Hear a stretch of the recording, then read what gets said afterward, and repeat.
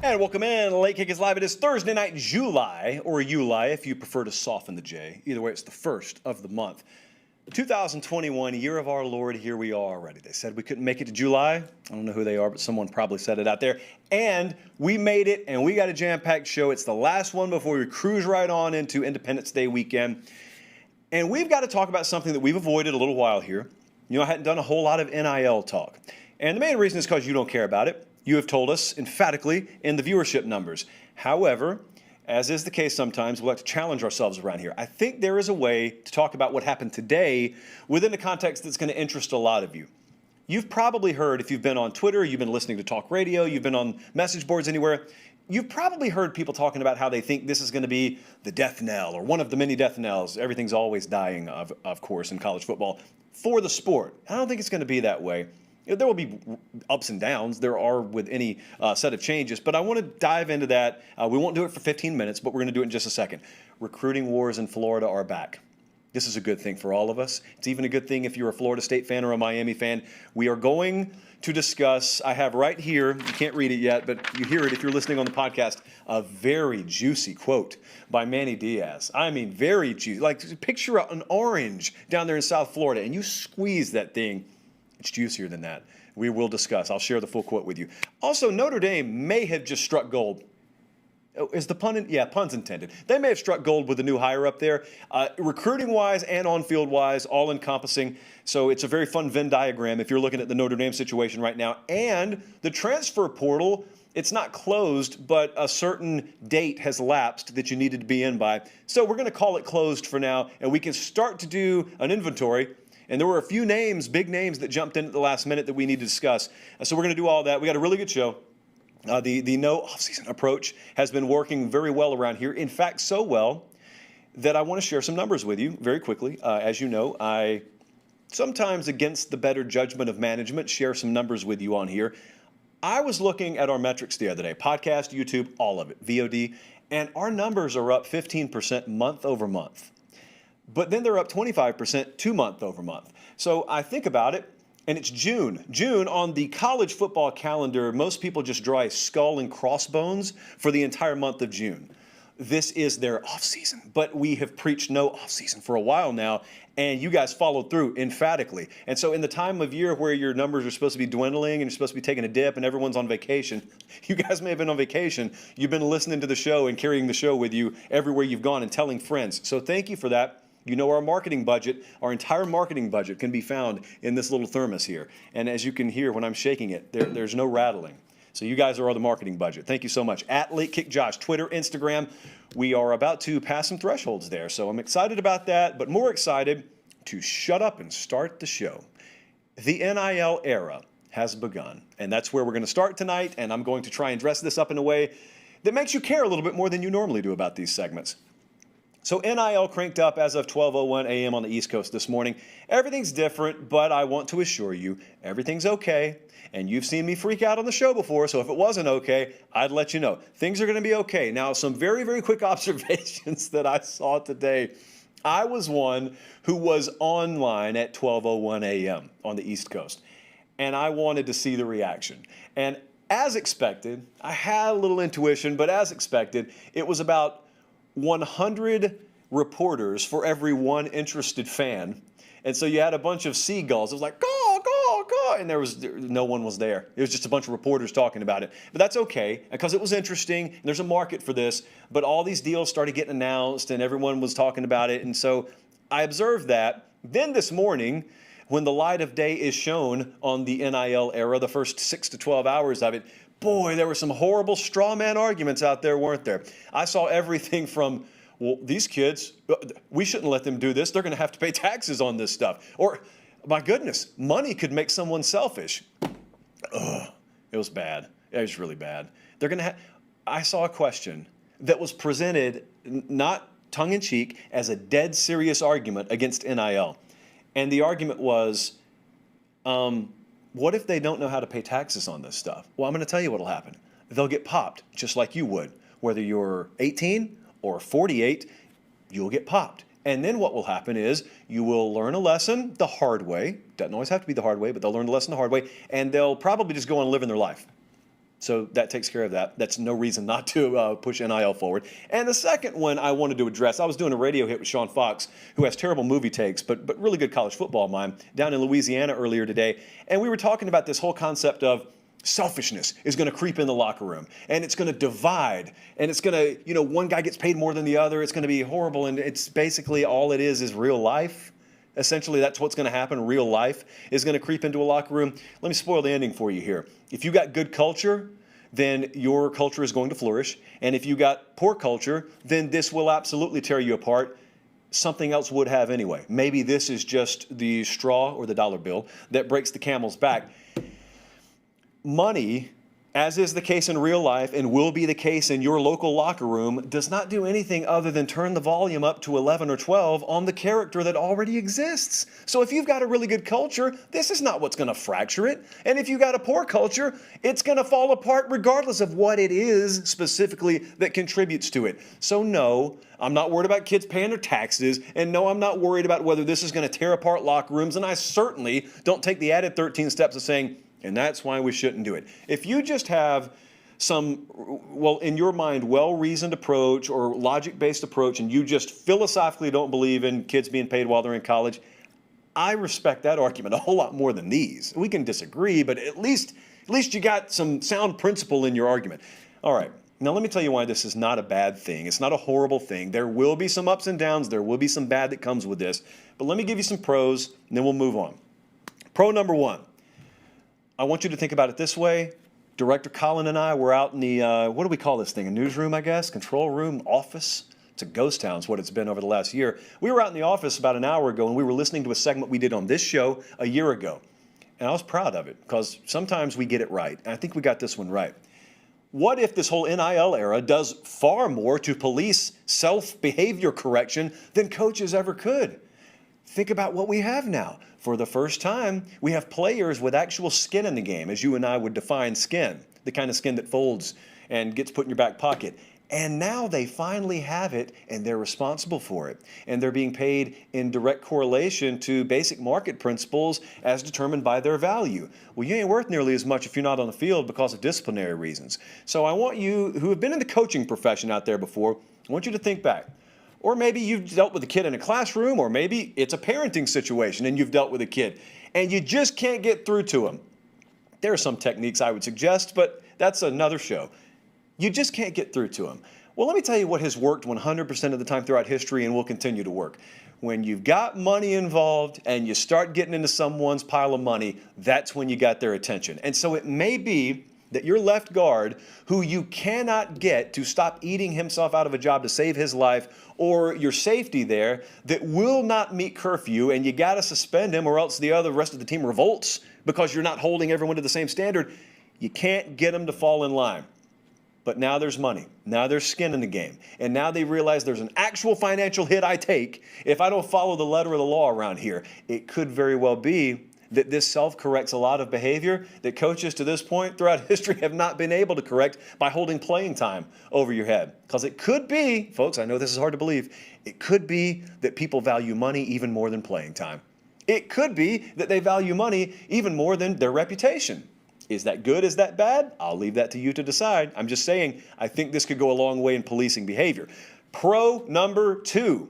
And this is the one we talked about at length a year ago, and I saw some people tossing this around today.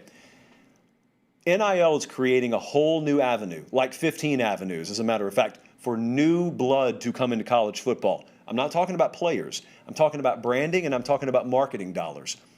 So here's what college football is right now. It's a huge product, and a lot of brands out there want to be associated with it. But there are only so many shelves in the store. There are only so many games on TV, in other words. The SEC on CBS Game of the Week. I know you feel like they got about 4,700 ad breaks per show, but really, there is a limited amount of room there. And Aflac takes up a lot, and you got all across the spectrum of platforms, Dr. Pepper, and you got all kinds of major brands, the car companies, Ford, Toyota. Well, it used to be that if I were JP and Collins Supplement Company, we got a nice little market cap here, and we got $600,000 or $700,000 in our marketing budget. but we can't compete with Aflac. I mean, we don't have that kind of money to spend. And we want to be associated with the college football product, but we can't get on that shelf. Well, now there's a new avenue in. There's a new way that this is a fictitious company for now. JP and Collins Supplement Company, we're doing okay. We got a couple of branches. We're trying to branch out a little bit, but we can finally get in the game. We're just not doing it by buying an ad spot or buying naming rights to a quarter of the ABC Saturday night game of the week or putting branding inside stadiums. We're going to go and enter into some strategic partnerships with players who play in strategic markets that we're trying to target, and that's how we get in. And that's going to happen, not by the ones or twos, but by the dozens and dozens. New brands that wanted to kind of get themselves associated and get some rub off college football, they're at the table. Now, you may not think, if you're a Nebraska fan, that means a hill of beans to you, but it really does. Because everyone uses this phrase, health of the sport, health of the sport, health of the sport. You guys think you're assisting in the health of the sport by extending that playoff, and I disagree. Well, I do agree, and we can all sing this in unison, that having more money come into the equation, it's not the worst of things. And there's another pro here. I saw our old buddy Shannon Terry mention this today. And as is usually the case when he talks money, I do agree with what he said. He said, has anyone thought about what this is going to do to the financial literacy of your average college football player? One of the biggest gripes a lot of people in the business world and in academia have is when you go to play football at Auburn, or you go to play football at Michigan State, well, that's what you're doing. You're playing football there. And you may be majoring in whatever you want to call yourself majoring in. You're there to play football.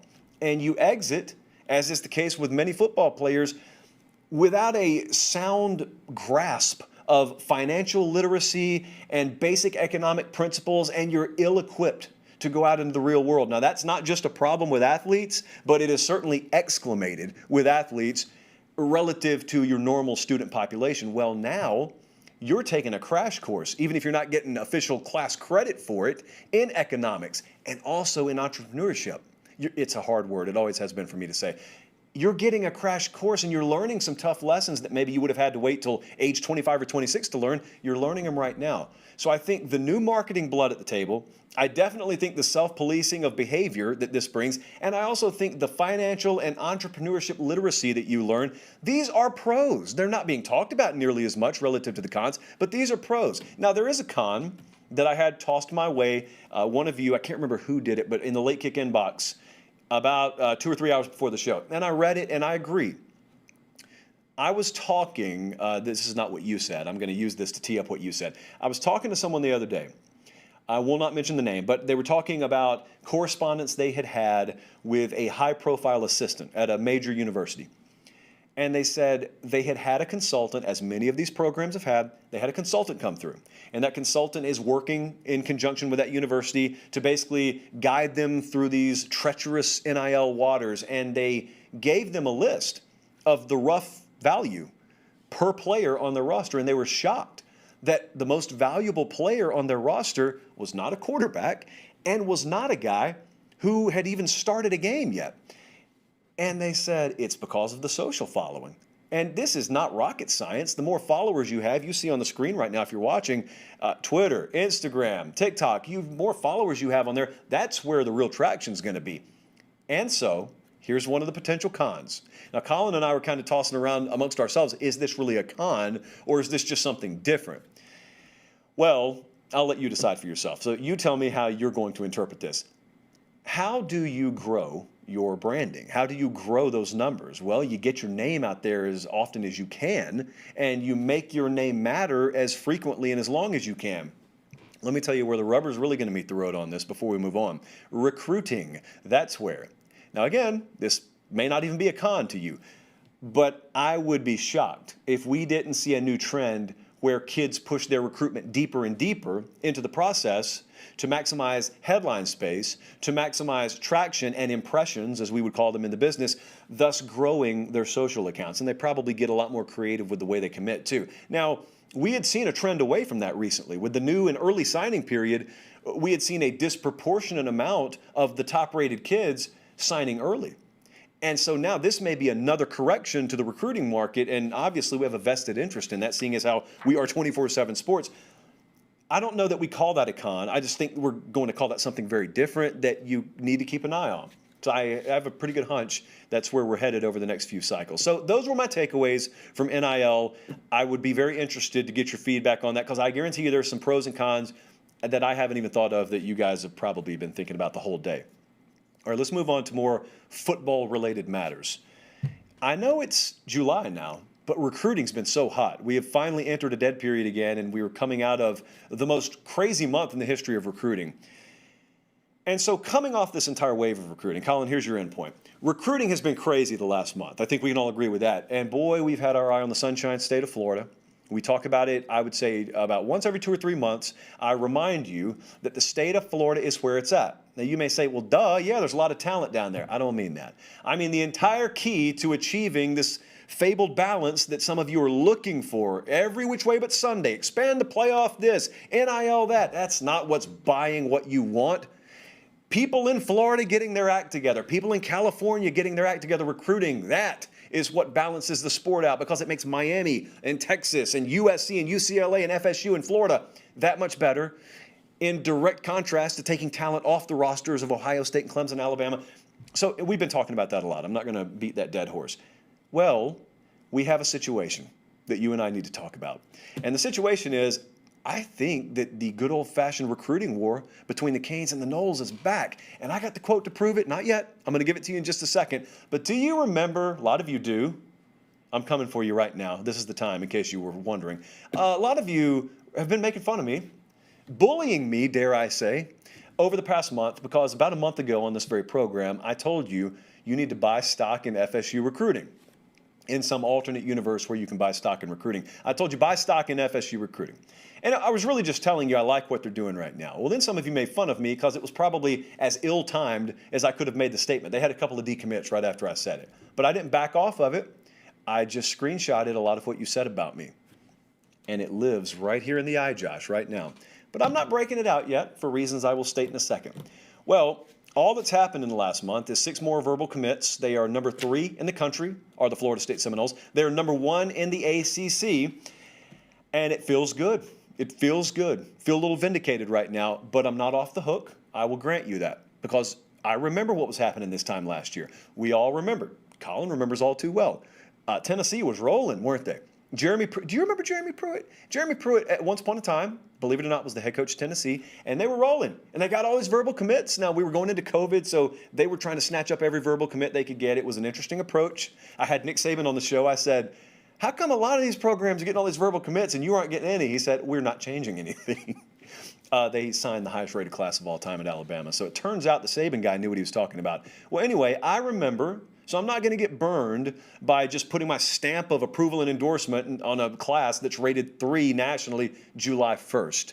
I get that we got to wait till December and then February. I understand all that, okay? So I don't want to revisit that, and I don't want to have to go in the comment section and say 15 times, I know it's only July. Yes, I know it's only July. But I am high on the potential of this Florida State class. Manny Diaz has had some things to say about this. Now, you may ask yourself, why would Manny Diaz be talking about the Florida State recruiting class? Doesn't he have matters of his own to attend to at Miami? Yeah, but when asked about it, he's going to reply, as he should, as I would. So right now, to juxtapose where these classes are, again, let me lean in July, they have 3 commits at Miami. And so Manny Diaz was asked about this the other day, all the recruiting momentum in Tallahassee, and meanwhile, you're ranked 71st nationally. Whoa, boy. So Manny, these are some classic quotes. He says, we are not a high-pressure outfit. There's a lot of schools that kind of press the kids to try to commit and get some fake momentum because of that. That's fine.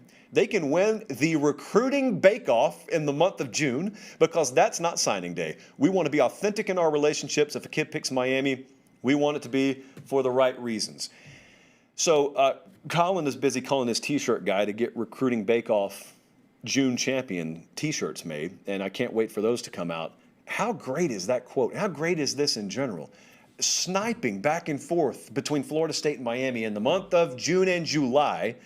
I think it was one of the classic quotes of the, I almost said the O word, off season so far, recruiting bake-off. But what Manny Diaz is saying there, to skip past all the BS, and just what he's saying is, yeah, I don't care what we're ranked right now. I don't care what they're ranked right now. We're going heads up for a lot of kids. but we are taking a much more measured approach in the evaluation stage. Now, this is not an apples-to-apples situation. Florida State roster-wise is in a worse spot than Miami is. I don't think anyone's under the illusion otherwise. So it very well may be that at Florida State, they are taking a little bit different approach than they are at Miami. I would, if I was Mike Norvell, I'd be going at it a little bit differently right now, and my filter would be a little bit different than if I were Manny Diaz at Miami. Well, what Manny's saying is stop comparing us, and if you are trying to, you need to understand what he's saying, if you read between the lines, is there are kids we could take right now if we wanted to. We're not, because we're taking a different approach. We're taking a more measured approach. We don't have 100 spots to hand out. There's a very weird roster situation in play, and so we're trying to adhere to that. So shut up about recruiting rankings in July. Well, the very nature of people who follow recruiting is they're not shutting up any time of year, and I'm glad they don't. It lets us have a show, but it also requires some context. So Manny Diaz is sitting there right now, and he says, we may very well have the last laugh. And he may. He may at Miami. They may very well have the last laugh. But he said, unique twists and turns are coming. Those were the words of Manny Diaz. I couldn't show you the whole quote. Not because it was expletive laden. It was just very long. So Manny Diaz is probably right. There are probably some twists and turns coming. But the camps have already formed their talking points. You're looking at the national rankings right now on YouTube. Ohio State, Notre Dame, FSU, LSU, Georgia. 3 of those are mainstays in the top 5. 2 are not. We're going to talk about the other one in a second. But Florida State's sitting there at number 3 right now. Still a long way to go. But the camps have formed. And the talking points are starkly contrasted. On one hand, you've got the anytime Florida State lands a kid, either they won't stick or, well, they didn't have committable offers from anywhere else. And that's always fun to listen to because virtually no one who is running their mouth saying these things is privy to that information. And number 2, the other camp says there's a word for what Manny Diaz is doing right now. It's called excuse making. He's making excuses because they don't have momentum on the recruiting trail. Well, you know how we feel about momentum around here. Now, it does exist in recruiting, but the thing about it is if you define momentum as just having a bunch of commitments, Miami could have momentum tomorrow if they wanted it. So what he's saying, it's going to take a while to figure out the validity of. Because Manny Diaz is telling you essentially we'll be there in the end. And we don't really care about what's happening right now. I like it selfishly because I don't have a dog in this fight, but I really, really hope the collective tide is raised in the state of Florida for reasons I have stated over and over again, even in this segment, and won't do it again. It is good for college football when the big 3 in Florida are recruiting as they should be. And that's all I have to say about that. Let's move on. You probably noticed, as we were showing you the rankings there, Notre Dame was there too. We're going to show you that again in just a second, but let me just talk to you a little bit about this. Notre Dame is pretty hot right now, and I know a lot of us don't associate Notre Dame and hot, especially when it comes to recruiting. It's always a good solid effort, but you're never looking at them saying, boy, they're making some noise right now. Well, they had big news yesterday, really big news. 2023 5-star defensive lineman Brennan Vernon commits to Notre Dame. They just flat out beat Ohio State for an Ohio kid. The Buckeyes are going to be fine, don't worry about that, but it was a really, really big get. And it's the 2022 class that I want to talk about. That kid's a 2023 kid. The 2022 class, as you just saw, is sitting there ranked number 2 in the country with 16 commits. So they already have the majority of the class, not signed, obviously, but verbally committed. Now, obviously, like Alabama's ranked below Rutgers right now. So Alabama hasn't even started to play this game yet. They will rapidly vault inside the top 3, top 2. And there are other big-time players that are going to make a move, but Notre Dame's not done yet either. But I want to talk about what they have done so far. I think we're witnessing a major happening in South Bend, and you're witnessing a major shift. Marcus Freeman's killing it. Marcus Freeman, for those of you who don't know this name or not familiar with this name, was at Cincinnati, defensive coordinator. And for all the world, remember this? It wasn't that long ago. It looked like he was going to LSU. Out with Bo Pelini, in with Marcus Freeman, massive upgrade. And then here comes Brian Kelly, pulling one of the biggest baller moves he's ever done, and he just plucks him like the old grab claw machine. And he says, no, Marcus, I think you need to work here. And Marcus Freeman agreed. And he is the defensive coordinator at Notre Dame right now. Now you may be thinking, big deal, they hadn't even played a game with him yet. No, they hadn't. So when I tell you he's already probably the most popular guy on campus, you might ask, what did he do, hold a fundraiser? What's happening? I mean, has he contributed $1 million to a local hospital? No, what he's doing is he's recruiting his tail off. and they are killing it. Notre Dame's killing it right now. So you knew about his coaching prowess, but at Notre Dame internally, they were really, really excited about the coaching. That they were over the moon excited when they hired him about the recruiting potential. So he is the number 4 recruiter in the country for the class of 2022. He's got 6 commits rated 4 stars or higher that he is responsible for in this class. But it's a huge move for Brian Kelly, because I want you to think about this. Notre Dame's a major program, don't get me wrong. But this is not exactly Alabama North, where Saban loses assistants every year, but you have learned to not even worry about it, because when he loses one, he just goes and finds a Jeremy Pruitt to be a defensive coordinator or a Steve Sarkisian to be an offensive coordinator. Well, that's not the way it's supposed to be. When you lose big-time coaching talent, it's supposed to be a little dip in production. You're supposed to have to pull yourself back up slowly. They lost Clark Lee. Not to another DC position. They lost a head coach caliber defensive coordinator to Vanderbilt. And Clark Lee was a mainstay up there. Really good coach. And so you think about it and you say, Notre Dame got to replace a really, really good DC, probably going to struggle here. They may have upgraded without knocking Clark Lee one bit. They may have upgraded. That's hard to do. And so Brian Kelly has had a long and storied career now, and we're not going to know this obviously fully for a year or two. But if all the coaching acumen follows up on just the profile of Marcus Freeman, and otherwise we just get what we expect from an on-field, game day, game week, X's and O's preparation type standpoint, a developmental standpoint, and then you find out you've got an ace recruiter on that staff too, that's what we've always been talking about with Notre Dame. We've been talking about the fact that the worry is that man, if you're watching on YouTube, Brian Kelly has squeezed every ounce of current potential out of this team, which I believe he has. I believe he's done a phenomenal job coaching. I just believe they're ill-equipped to go up against the Clemsons of the world when at full strength, or the Alabamas of the world. They just don't go horse for horse with them. Well, the only way to solve that is to get more horses and faster horses. And the way to do that, you recruit them. And so Notre Dame's they're not going to load up in the transfer portal. That's not the way they go about it.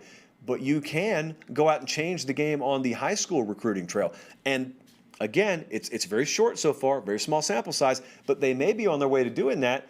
And it could be that 2 or 3 years down the road, you're watching Notre Dame in another playoff game, and you're saying, wow, it's tied going into the fourth quarter against this team that used to skull drag them. How did this happen? Better players. It's not rocket science, better players. That's how you do it. This is really exciting. Really keep an eye on this. Marcus Freeman is a name.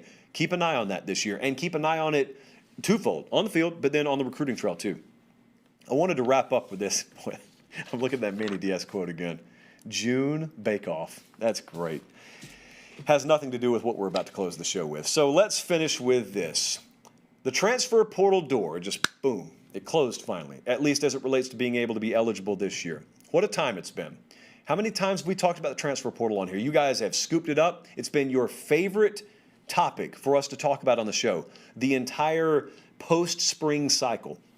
And so now, much like the watertight doors down there in the Titanic, you had to fit through there at the very last minute, or else you're out of luck. You're going to have to wait until next year for eligibility. And there were a few names that we need to talk about that got their foot through the door right before it slammed shut. And it's been kind of lost in all this NIL fuss. Everyone's been talking about NIL, and the transfer portal, that's been the name of the game this entire stretch. And there were some big names here we need to discuss. So the first is Daryl Middleton.